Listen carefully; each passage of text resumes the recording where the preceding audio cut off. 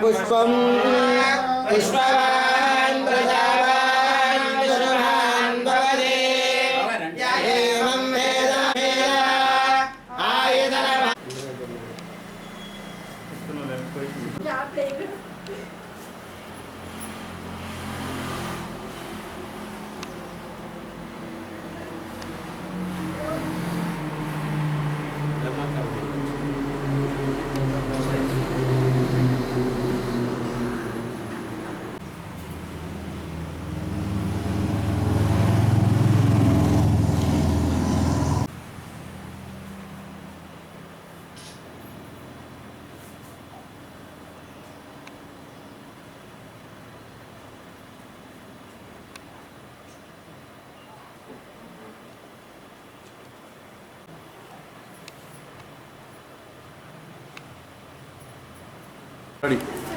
గట్టి మాట్లాడు.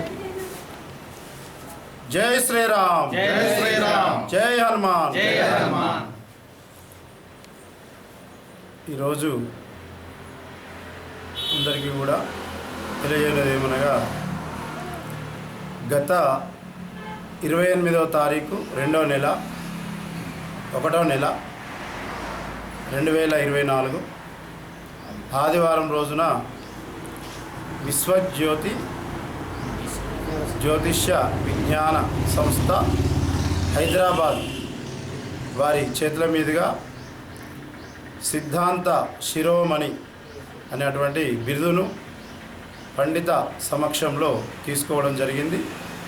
మరి దాన్ని సిద్ధాంతాన్ని పెద్దలందరూ కూడా పరిశోధించి మేము గతము చేసినటువంటి సిద్ధాంత భాగంలో ప్లవనామ సంవత్సరంలో ప్రతిదినము సూర్యస్ఫుటము, చంద్రస్ఫుటము, తిథి ఏ విధంగా గురించాలి, నక్షత్రం ఏ విధంగా గురించాలి, యోగం, కరణం ఇవన్నీ కూడా ప్రతి ఒక్కరికి అందుబాటులో ఉండేటట్లుగా మేము గురించి అందించడం జరిగింది. దాన్ని హైదరాబాద్ సంస్థ వారు, వైదిక జ్యోతిష్య సంస్థ వారు గుర్తించి మాకు సిద్ధాంత శిరోమణి అనేటువంటి బిరుదును అందించారు. వారికి కృతజ్ఞతలు తెలియజేసుకుంటూ మరి అట్టి ఆ యొక్క సిద్ధాంత శిరోమణి అనేటువంటి ఆ బిరుదును పురస్కరించుకొని మరి మా మిత్రులు, పురోహితులు, మరి అలాగే నేను నేర్పించినటువంటి శిష్య బృందము వారి చేతుల మీదుగా ఈరోజు మరలా సత్కరిస్తూ నన్ను అభినందిస్తున్నారు.